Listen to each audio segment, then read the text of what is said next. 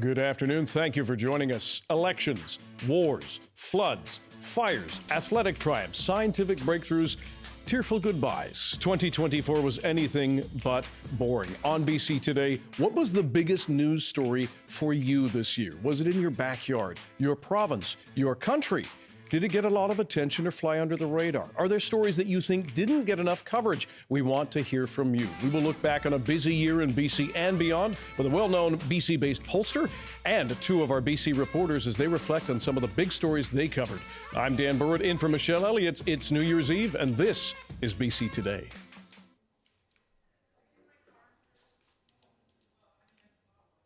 And thanks for joining us on radio, television, and on the live stream. You can call us right now. What was the biggest news story for you in 2024? Was it local, national, international? Why did it touch you, affect you? Are there stories that ought to have gotten more attention, do you think?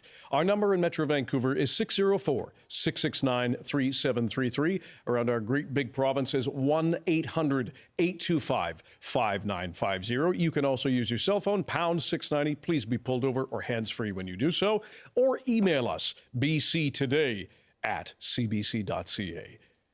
In this province, it was another busy year. To name a few things: a provincial election, the rise of the BC Conservatives, the death of a premier, a massive landslide on a major river, floods, wildfires, the cost of living, Taylor Swift, and a big police transition. That was just in this province, and those are just a few of the stories. Joining us for more is Shachi Kurl, the president of the Angus Reid Institute, a regular contributor to CBC News. Lovely to see you. Thanks for being here. Thanks for having me, Dan. You have your finger on the pulse of a lot of what's happening. Allegedly. Allegedly. Only according to the polls. That's correct. 19 times out of 20. Margin of error, all of that. All of that. We mentioned just a few of the stories that we've covered this year. What are some of the ones just off the top of your head that stand out? Well, yes, guilty. I am a pollster, which means that the political stories and the election stories definitely stood out for me. And then it really depends on, do you want to take it local? Do you want to take it national? Do you want to take it international? But if we're talking about BC, the one that you didn't mention, which I'm sure was no omission by your fine self, was also the death of one of the most successful BC political parties in a very dramatic and expected, but not really expected way. Like, we knew it wasn't good, but then one day it was dead. And of course, we're talking about what was the BC Liberals. That's right. Who were the BC Liberals, if you will. And so that, I think, was part of that major shakeup, driven somewhat by the rise of the BC Conservatives, but also you look at what's happening with the BC Conservatives heading into this next legislative sitting. How much unity and cohesion is that legislative caucus going to have? And are we going to find yet another reset? I don't feel like that story is fully settled. But for me, it was definitely the BC election, all the things that came with it, all of the political stories around that. But also, this was another year where it was a summer of wildfires and extreme weather, and how Canadians are trying to grapple, and British Columbians are trying to grapple with recognizing that something is very, very wrong, but not having total consensus around the best policies to deal with it. And there's been so much, I think, almost evangelism or hegemony around carbon pricing being the only thing. And we're starting to see British Columbians push back and Canadians say, look, we believe in climate change. We want to do something about it, but we're not sure that an individual consumer carbon tax is where it's at. And that was a big part of the undercurrent of things that we saw this year as well. Just before we get to our call, we have our first call in Langley. Eileen, if you can just hang on the line. We want to play a clip just to wrap up what we heard from Shachi initially around the BC election. And my goodness, this was razor tight. Here's a recap of what happened. I take a lot of comfort from that. There is also another message in this narrowest of margins. That's we got to do better. And that was our commitment to British Columbians. We got to do better, and we will do better. This is a passing of the torch, and I am going to be there to mentor and guide and lead in any way that I can. There's no question this has been a historic night. This has been a night where we have seen the political landscape in British Columbia change forever. We heard Premier David Eby, Conservative leader John Rustad, and Green Party leader Sonia Furstenau. Out of them, two of them are in the legislature. Sonia Furstenau lost her seat in Victoria Beacon Hill, where she was running in a different riding, but she is going to remain as leader for now, because she has a caucus of two. It's like an Elizabeth May thing. I'm gone. I'm not gone. I'm here. I'm back. I'm sticking around. That's right. I'm sticking around. Let's go to our calls, and they're coming in. We appreciate it. Helene joins us from Langley. Helene, what was the big story for you this year? Hi, guys. My name is Halim, and I'm calling from Langley, as you said. So the biggest stories, I have been watching the national, international, and regional stories in different areas of the world. I'm very happy that we have another successful election in BC, but I've also been following the news in the Middle East. I'm originally from Afghanistan. I was born and raised there. I am a lawyer there. I work here in a law firm in Vancouver.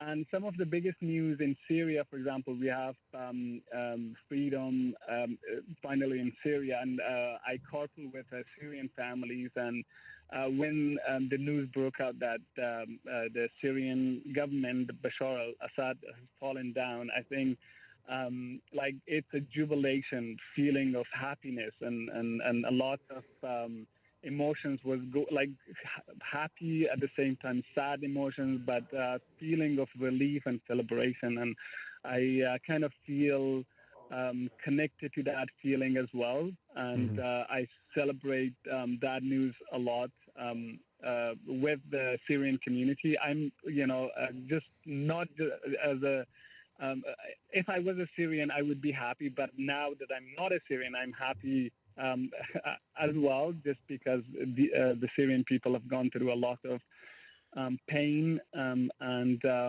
tribulation in the past 40 years under the Assad family. So that is a huge, huge win for the whole, free people in the world. At the same time, the other sad stories in Palestine that we've been watching, the Muslim community has been affected by. So that is still ongoing and not has not been resolved. Hopefully, Mr. Trump do something about that, which is a bit of a promise there for us, the Muslim community. Halim, we appreciate your call. Thank you very much. And certainly that has been top of mind, Shachi, for so many people around the world, not just in BC, everywhere. Yeah. Indeed. And I think about another major thing that happened this year, of course, was that U.S. election and the return of Donald Trump impending in just over 20 days with his inauguration. And what does that do to reset world affairs on so many levels? Will it make the world more stable, less stable? I know a lot of people are now screaming at the radio and their screens going less stable. Canadians and British Columbians have pretty definite views. Indeed they do, yes. But based they don't vote. On the solid polling. But they don't vote in U.S. elections. No. So I think we're going to see quite a bit of turbulence, continued turbulence. But what does that mean? What does it look like? And particularly, what does it look like in the Middle East? All right. Dave joins us from Kelowna. Dave, thanks for being here. What's the big story for you this year? Hi, thanks for taking my call. Well, just listening, one of the stories has to be just the overwhelming amount of news that we're hearing. I mean, there's just floodgates of news. Get on board. Yeah, I'm with you, Dave. Yeah, Dave. Yeah. Like enough already. Yeah. But the one I wanted to call about was homelessness. In Kelowna, we've got quite a visible homeless population, as you may know, because CBC covers it regularly. Indeed. And in addition to the homeless problem, it's coupled with mental health care that goes through periods of more or less support from the government, from the health community.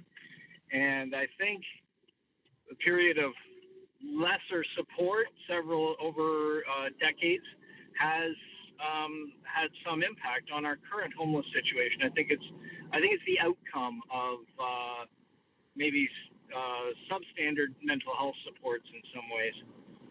Dave, if I can ask quickly, Dave, what would you like to see in the new year? I'd like to see restoration of all the mental health supports and more dedication to the issue of homelessness. Tied to that is also a lot of my personal friends are what we would call housing insecure. Their rents are going up, their salaries are not keeping pace, and they live with a lot of stress of am I going to be one of the ones living under a tarp on the street? Dave, some of them are working people; they have full-time jobs. Some of them are elderly people on pensions. And I think that we have to look at the homeless population and recognize that they're just the canary in the coal mine of all the vulnerable people out there. Dave, we appreciate the call. Happy New Year to you. Thanks for joining us. Shachi, I saw you nodding along there. A lot to unpack. Homelessness, cost of living. We saw, for some people, this has become, with inflation, somewhat easing, but some prices are just not going down. Well, of course, there's always a macro indicator, and then there's what people feel. And, former Finance Minister Chrystia Freeland, and I know we're going to talk a little bit more about that later, but she referred to it at one point as the vibe session, which maybe sounded a little bit insensitive, but there is that very palpable sense among so many British Columbians that, yes, even though interest rates may be trending down now, even though inflation rates are falling, it doesn't necessarily mean that people feel any more secure in terms of their abilities to not only meet their very, very basic needs for people like Dave and his friends, but also just, the little extras to be able to take your family out for a meal. Or if you need a new winter coat, can you just go out and buy one? Is that a reality? The other piece of it that is so intertwined, which was a big part of the narrative in BC this year, had to do with ongoing problems around drug addiction, how that intersects with mental health, how that intersects with homelessness, and the real dial back from the British Columbia government, from the EB government around decriminalization and how that got walked back. It was something that was politically, it was popular. It's what people wanted. They felt that that was an experiment that had either failed or gone too far. But what we're not hearing about is what happens in its place. Okay, so we have a tendency, I think, when we talk about policy, particularly on this file, to talk about one leg of the stool at a time. Or remember four pillars? Does anyone remember four pillars? I remember one of them. Yes, that's correct. Yeah, so we're just going to do one pillar, and then we're going to do another pillar, and it's like there are four pillars. They're supposed to work together: prevention, harm reduction, enforcement. Name the fourth one. Treatment? You got it. Oh. Yes, that was did it. Thank you. Let's go to Sylvia in Vancouver. Sylvia, thanks for joining us. What was the big story for you this year? The big story for me was Giselle Pellicote's trial in France. Ooh. Yes. And well, why, the trial of her monster of a husband. That's yes. correct. Yeah, and what right. stood the out for you? trial of her husband and the other men that were involved with her horrific story. And I understand you have some involvement with Good Night Out. Is that right, Sylvia? Yeah, that's right. I was a former board member on Good Night Out Vancouver, and I think that any sort of attention that we can get to these issues, especially drink spiking, drug-induced sexual assault, is a good thing for women in BC. So that story really hit home for me, and I think a lot of women around the world really felt what Miss Pellicote went through. So and her bravery for having an open trial. Agreed. Sylvia, thank you very much for the call. And you bring up an interesting point. We are approaching New Year's Eve. That reminder for people, if you're out and about, having a great time, and as you're absolutely allowed to do it, those regular reminders we get, Shachi, about being careful around whoever you are, or being careful wherever you are, right? Yeah, being careful, taking precautions, and even the tension and the push and pull around that conversation, where many people will say, look, yes, I should be careful, but also why is it on me to be careful? People shouldn't attack me, or people shouldn't put me in a vulnerable position. And of course, we see a lot of that, but it never hurts to remind people that we love and care about to just be a little extra careful. Basil is joining us from Coquitlam. Basil, what was the big story for you this year? Port Coquitlam, actually. My apologies.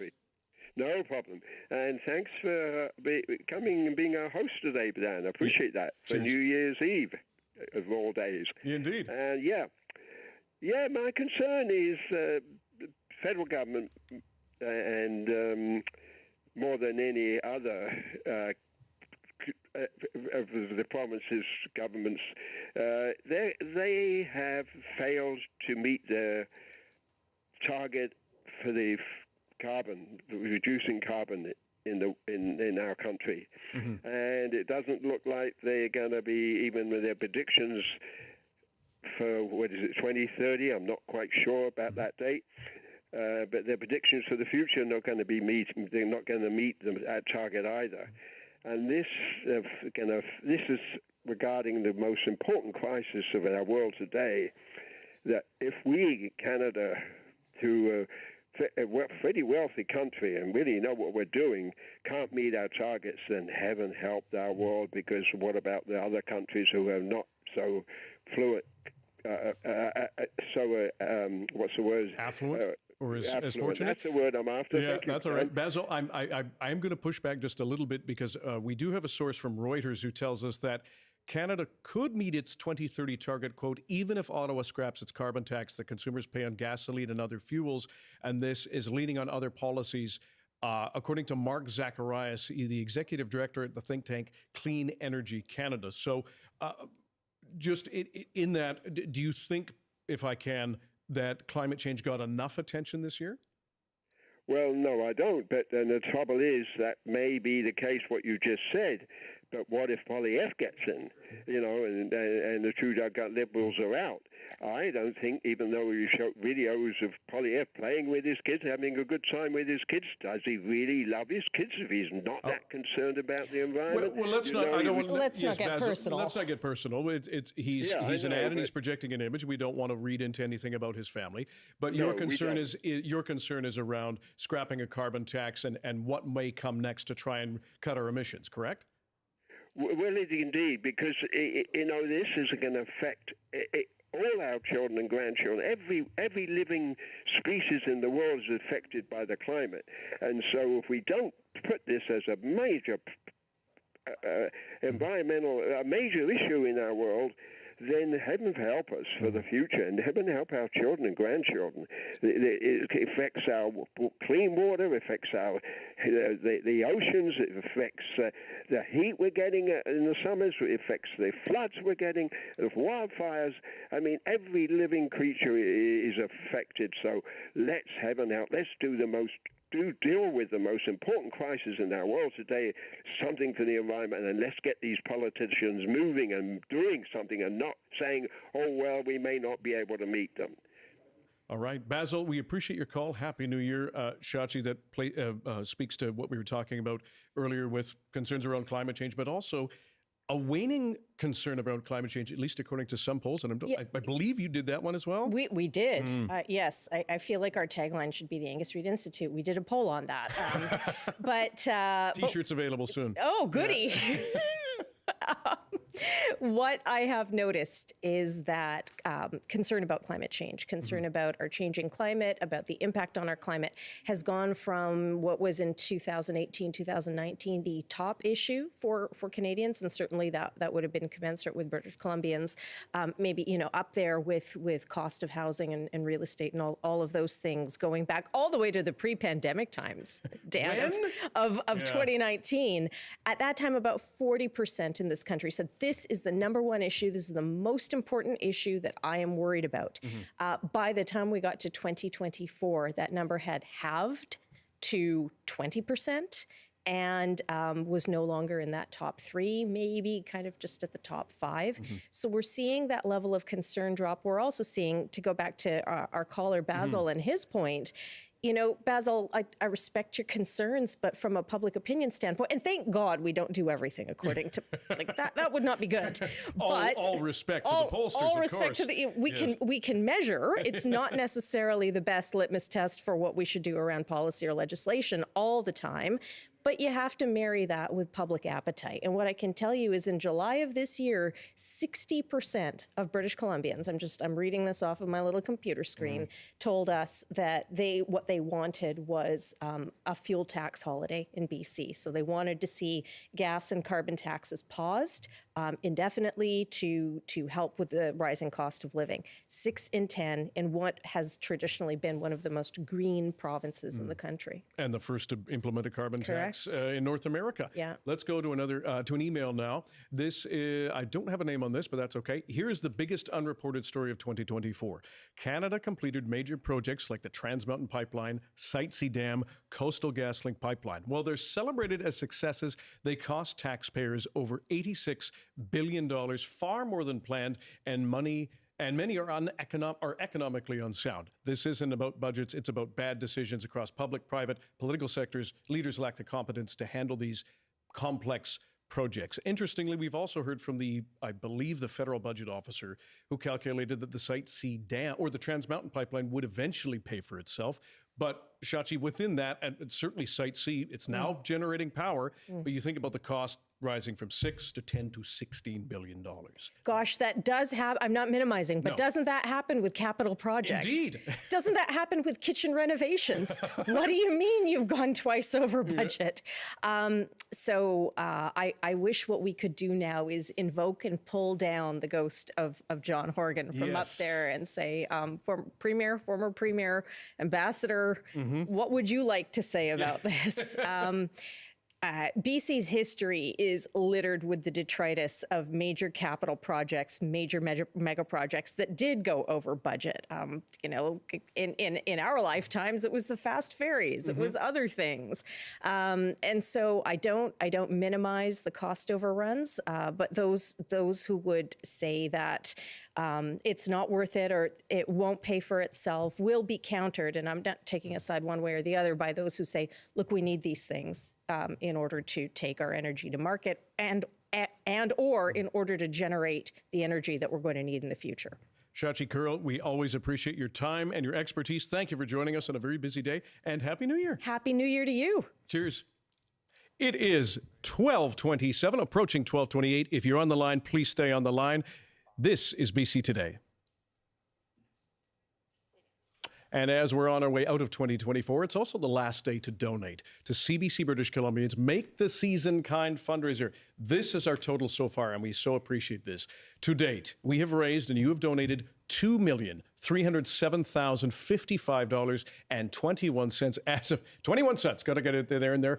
As of 11:45 a.m. Thank you so much for your generosity. Just a few hours left to donate as our online site closes tonight. It's at cbc.ca/kindbc. You will receive a tax receipt by email within hours of donating. Once again, cbc.ca/kindbc. You can designate which of the 110 food banks in BC you want your money to go to. If you're not sure, you can select the option for the food bank in greatest need.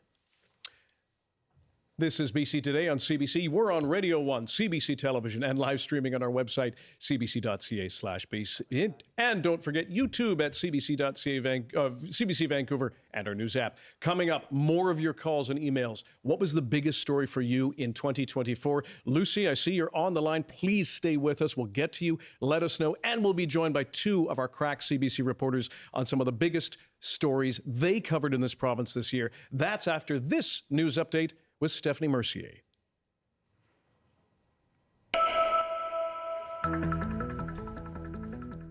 Good afternoon. In the news, a fire has destroyed parts of the historic boardwalk in Telegraph Cove on Vancouver Island today. Residents say the fire broke out early this morning and has destroyed buildings in the picturesque community about 200 kilometers northwest of Campbell River. The Port McNeill Fire Department says on social media the fire is burning under the boardwalk, making it difficult to fight. The department adds it is a devastating loss to the North Island. A Fort St. John woman is facing possible criminal charges after an incident earlier this month. RCMP pulled the woman over for an impaired driving check just before 11 p.m. December 13th. Mounties say the 39-year-old handed over a driver's license but couldn't tell the officer her name when she was asked. Police arrested the driver and searched the vehicle, turning up a loaded pistol, pepper spray, $2,000 cash, and suspected drugs. The woman was held for a court appearance and released that same day. And a maximum 20% home flipping tax is coming into effect in BC starting tomorrow. The province says it is meant to be levied against people who sell homes within 2 years of purchase to turn a quick profit. Exemptions to the new tax include cases involving divorce, job loss, or other changes in household membership. And that is the CBC News from Vancouver. Time now for a look at the BC weather. Along the north coast, rain ending this afternoon, then cloudy with a high of 5. For the Peace, a few flurries, then cloudy with a high of minus 15, but feeling like minus 25. For the central interior, clouds and flurries, clearing to a mix of sun and cloud, a high of minus 6. For the southeast, flurries and minus 2 up to 0. For the southern interior, a mix of sun and cloud with a high of plus 1. And along the south coast, mainly cloudy today with a high of 7, a chance of showers tonight, and a low of plus 3. And there we are. Stephanie Mercier, thank you so much. I have to ask, do you have any New Year's plans? New Year's Eve plans? New Year's Eve plans? I'm here. Oh, so am I. How about that? It's amazing. Yes, it'll be good. I don't predict I'm a part of the national special tonight across 6 time zones. We're going to be very busy, 7-hour broadcast, but that should be fun. But yes, perhaps going to bed right after that doesn't sound like a bad idea. Right. I will be watching that broadcast. Lovely. Thank you so much. Talk to you soon. And thank you for joining us on CBC Radio 1, CBC Television, and live streaming on the CBC News app, cbc.ca, and the CBC Vancouver YouTube page. This is BC Today.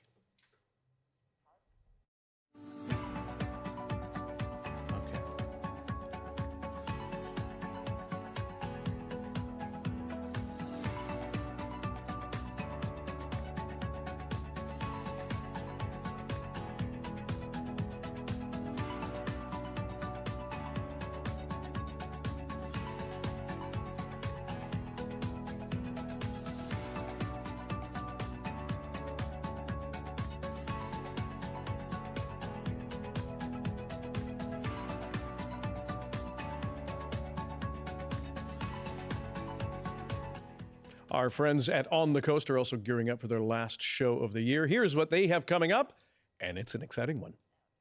Dan Burritt, hello there. It's Gloria Makarenko here, and I would love it if you could join us this afternoon for On the Coast. And here we are, New Year's Eve. We're going to take some time to look at the year that was on the health front, on the transportation front, even on the sports front. And speaking of that, you know who's going to join us today? BC's Ethan Katzberg. He is fresh off his gold medal win in hammer throw at the Paris Olympics, and things are looking bright for him in 2025 as well. So join us for those conversations this afternoon between 3 and 6 on the Coast.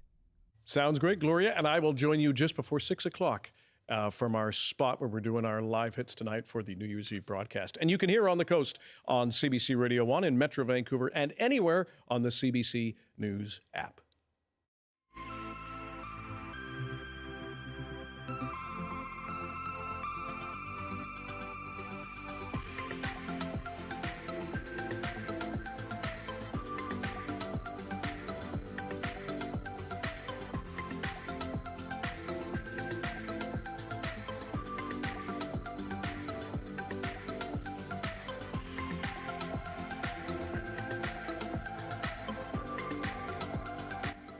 On the eve of the new year, we're looking back on the news stories of 2024. What was the biggest one for you? Was it in your backyard, in another province, or across an ocean? We have people on the line waiting. We're going to get to your calls. If you'd like to join us, give us a call, 1-800-825-5950. In Metro Vancouver, the number is 604-669-3733, pound 690 on your cell phone. You can email bctoday@cbc.ca.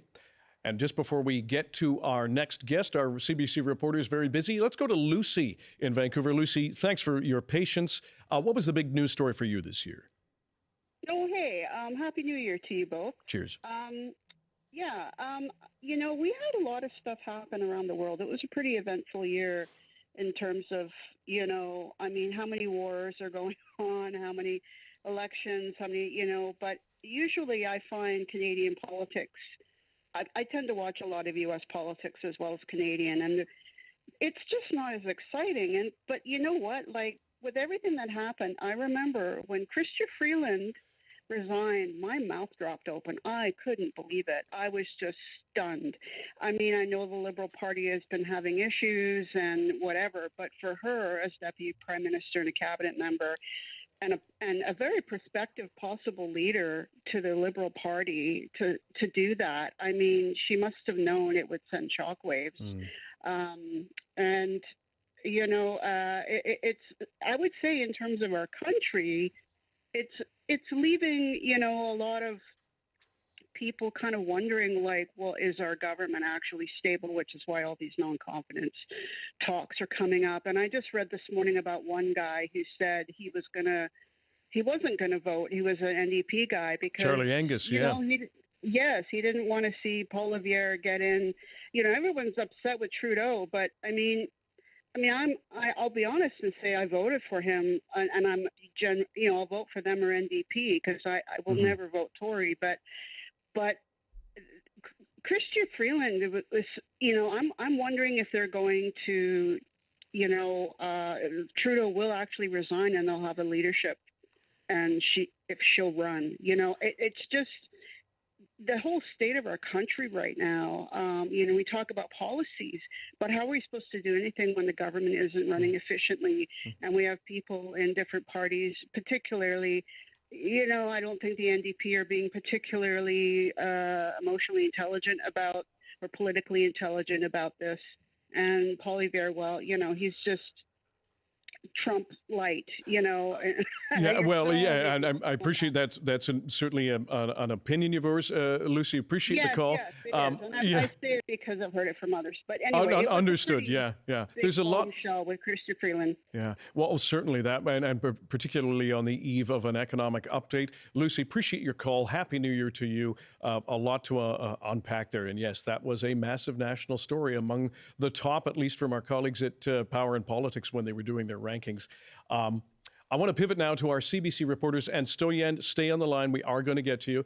Our CBC reporters were very busy this year covering all sorts of stories across this great big province and beyond. Joining us now are the CBC's Karin Larsen here in Vancouver and the CBC's Brady Strachan in Kelowna. Thank you to both of you for being here. Karin, I want to start with you. One story you covered very closely, the sentencing for a woman who was a fake nurse. Yeah, maybe there's a bit of recency bias in this one because it was only 10 days ago, Dan, that we were in court for the sentencing where the woman, Brigitte Clareau, 52 years old, was sentenced to 7 years in prison for faking being a nurse, for stealing the credentials of a real nurse, forging documents, applying for jobs. BC is the fourth province that she's been convicted in for acting as a fake, what do you call it? Fraudulent nurse. Fraudulent nurse, there she is, yeah. Brigitte Clareau, and she was in the BC courtroom in Supreme Court in Vancouver after having traveled from Ontario, where she's already serving a 7-year sentence for faking a nurse at 2 Ottawa clinics there. She's also had previous charges in Alberta. In fact, when she came to BC, she was on parole from fake nurse charges, criminal charges in Alberta, and had done so in Quebec and has outstanding warrants in the U.S. for similar type crimes. It really just a breathtaking kind of commitment to this impersonation that she's been doing. And of course, it's a story that has, I would say, a lot of legs in our medical system because of the trust that's been undermined by people who were treated by Clareau and not trained in any way, no credentials. And there are going to be a lot of cases going through the BC court, civil cases against the agencies that hired her and let her treat patients without, verifying that she was in fact a registered, credentialed nurse.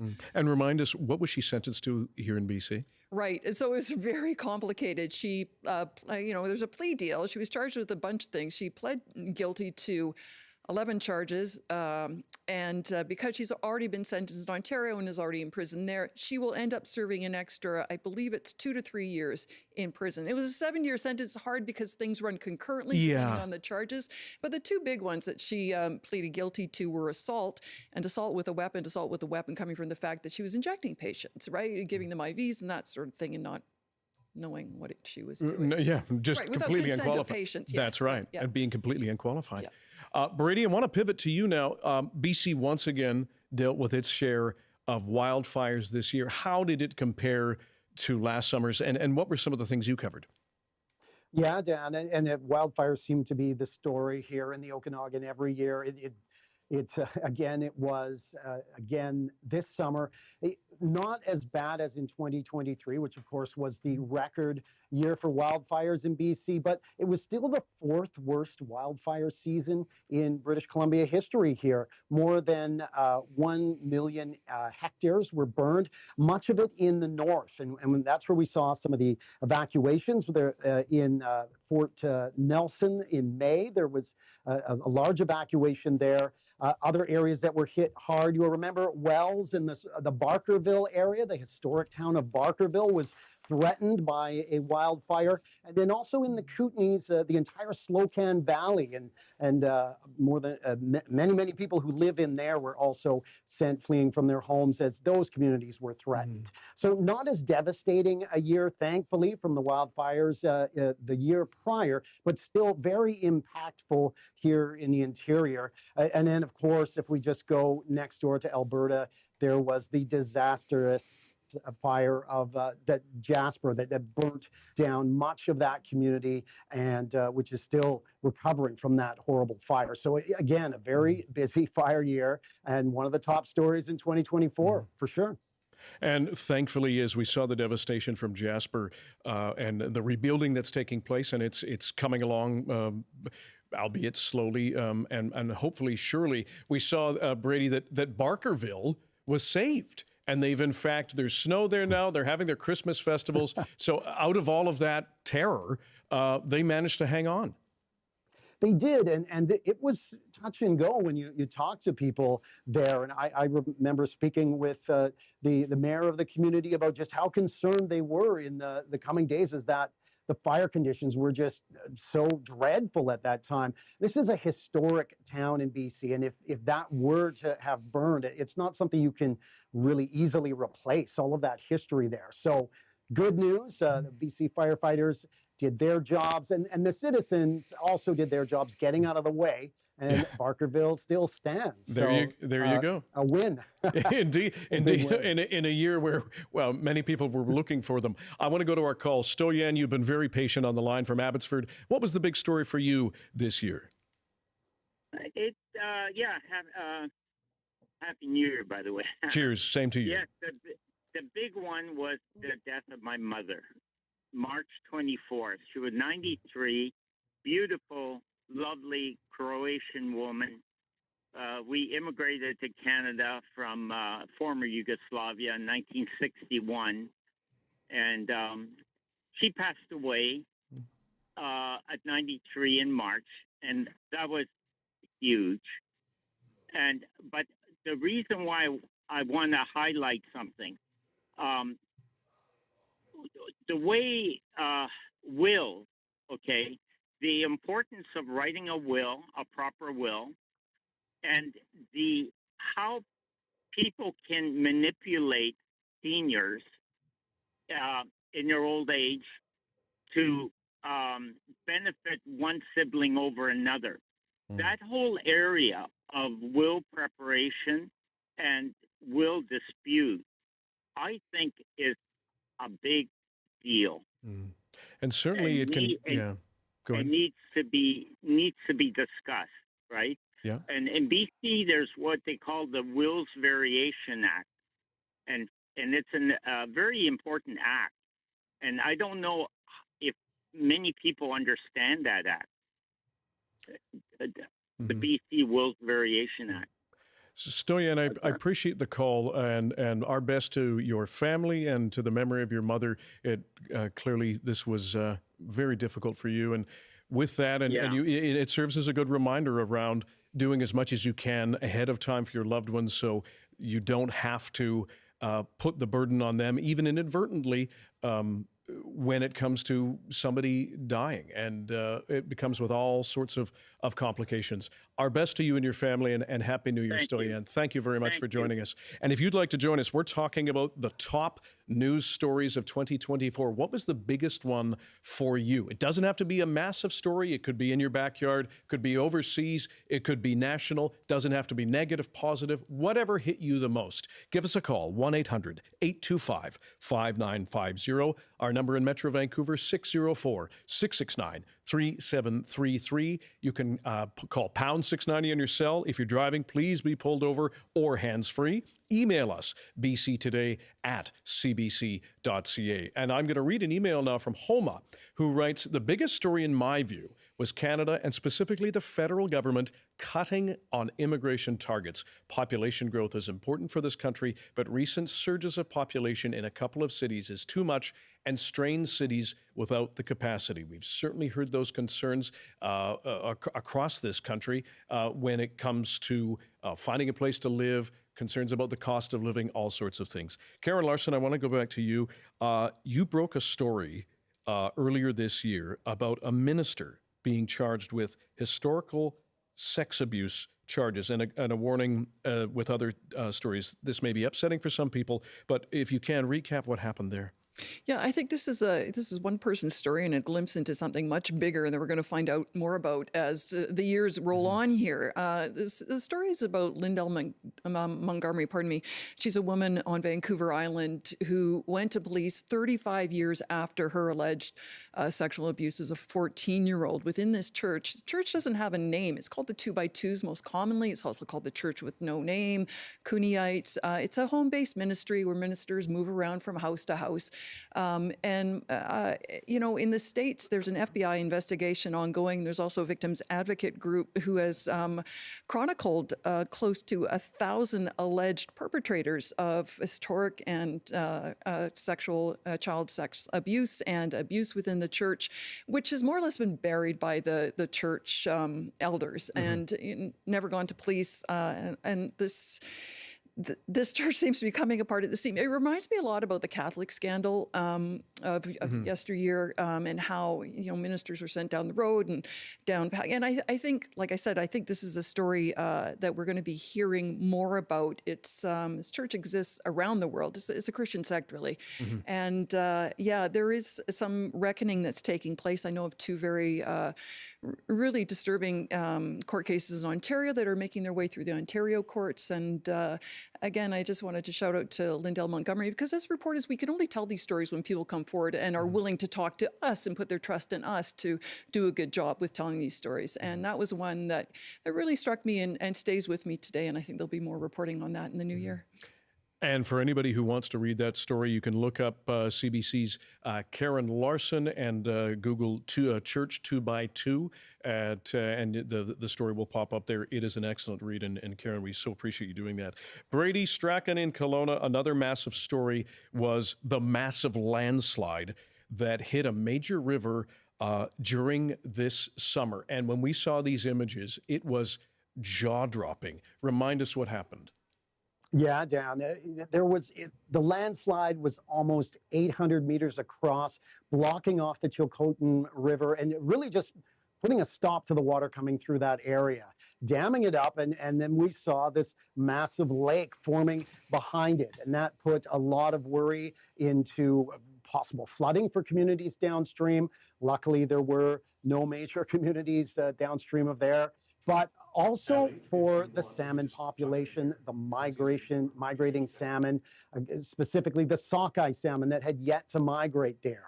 So a very big concern for First Nation communities and other communities there in that area, as we watched and wondered, how would this resolve? How did it resolve? It eventually started spilling over the top and slowly eroding away that blockage there, and all that debris and the water came rushing down there. So it may be some time until we know the full impact on the salmon migration routes there, but definitely looking at those pictures, this was a major story here in the interior, and we got to all see it because of the technology we have that we can get up close to these natural areas. That's right, and some of the First Nations leaders that were in helicopters flying over this thing, sharing the footage and giving a sense of the scale of the destruction, the concerns about the salmon-bearing stream and what would happen if that dam did let go and the people downstream. We have a clip from that event, some of the coverage we had, including yourself, Brady, our reporter Yasmin Khanea, as well as Emergencies Minister for BC, Bowen Ma. Let's have a listen. A massive landslide last week at Farwell Canyon, about 20 kilometers south of Williams Lake, dammed the Chilcotin River, creating a lake about 11 kilometers long behind the slide. I cannot underline enough how extremely unstable and dangerous the valley is right now. Emergency officials blame 2017 fires for burning trees that held the hillside together, recent rain soaking the sandy soil. Salmon runs and archaeological sites are at risk, but the full potential impact remains unknown. And as we saw, Brady, there, the scale of it, I should say that was our colleague as well, Tom Popick, and both you and him have been very busy when it comes to either wildfires or this slide. Yeah, Dan, this was one of the biggest stories, and I will just put in a plug for Tom Popick here. As you know, there's a lot of sad news coming out of salmon runs and that, but Tom and I were able to go visit a very good news story in the interior of the Okanagan salmon run, which saw a record return to the Okanagan, and we saw First Nations groups and biologists and just, I guess, fishermen, you would call them, down in the river. And we got to witness the annual harvest there of the sockeye. So it wasn't all bad news for migrating sockeye. There was some good news stories as well. And we need to celebrate those as well as we look back on 2024. No kidding. And yes, you were in your waders in the river with Tom there. It was a fabulous, a fabulous story. And for anybody, Google that story. You will want to see this. Let's go to our calls. Myrna is joining us from Haida. Myrna, thanks for calling. What's the big story for you this year?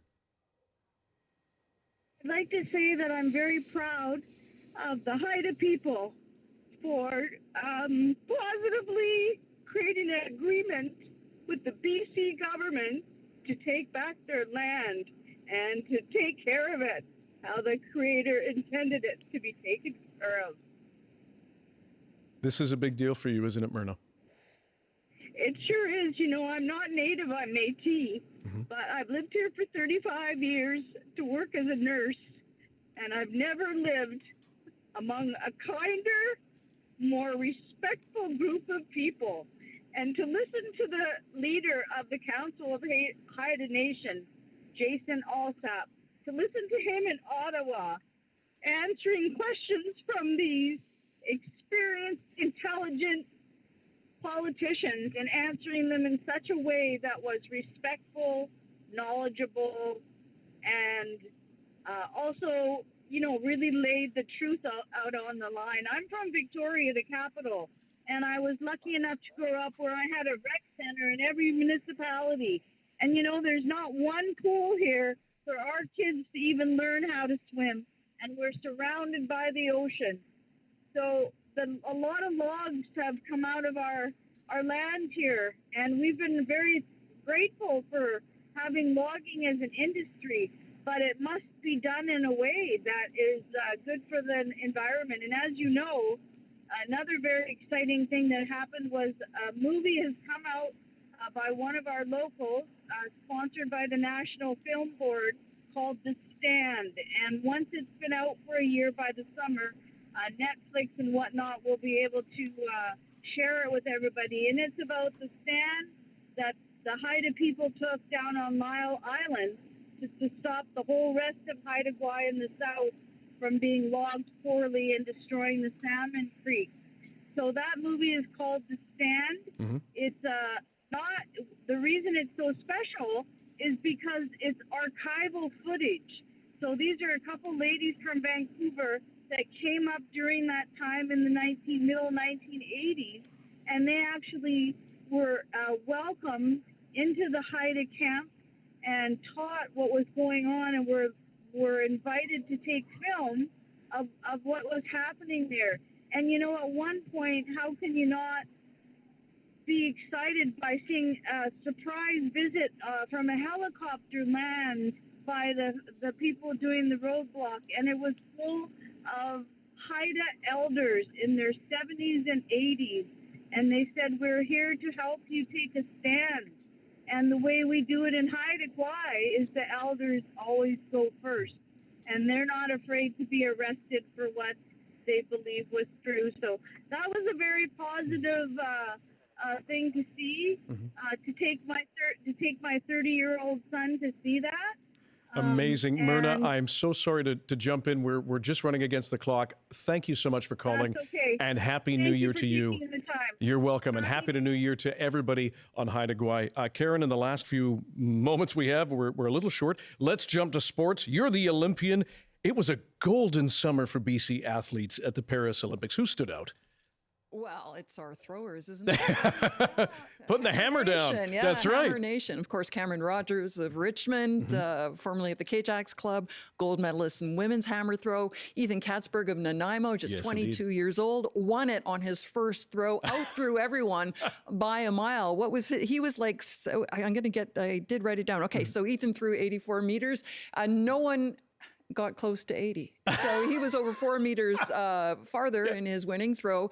Did it on the first throw. A student of Dylan Armstrong, a former shot putter. Pride of Kamloops. Pride of Kamloops, also an Olympian medal winner there as well. And of course, I know you brought this up earlier, the men's 4x100 relay team, Jerome Blake from Kelowna, Aaron Brown, Brendan Rodney, Andre DeGrasse, out of lane 9, no less. I know in my household, we were jumping up and down, hooting and holdering. Amazing. Of course, it also helps when the Americans self-destruct in the same race and Canada wins the gold. But just a fantastic Olympics for BC athletes. Amazing. And lastly, we'll wrap up with this. We said goodbye to a colleague, our lovely Rick Clough, who died earlier this year. You and I were involved in the obituaries, and it's quite something to write something for a friend and colleague. But I think hopefully we did him justice, and it was a difficult thing. Also reminds you of the people that we let go in these years, and we try and look back on them with a great degree of fondness as we see some of the photos there, and how loved and professional he was. Yeah, and the photos say it all. He was loved. He was a mentor to many. He was a friend to everyone. He had a warmth about him that he just, was undeniable. He was interested in all sorts of things. He came from the sports world. He was a sports reporter like I was before sort of moving into more general broadcasting. And he was awesome at it. And people loved him. His colleagues loved him. We miss him. We miss him a lot. We appreciate his family sharing him with us for so long. And Cecilia. CBC reporters Karin, Larsen, and Brady Strachan, thank you so much for joining us today. Happy New Year to you both. Same to you, Dan. Thanks, Dan. Happy New Year. And thank you for joining us on BC Today. That's it for our show. Thanks for calling in and joining the discussion. You can always email bctoday@cbc.ca.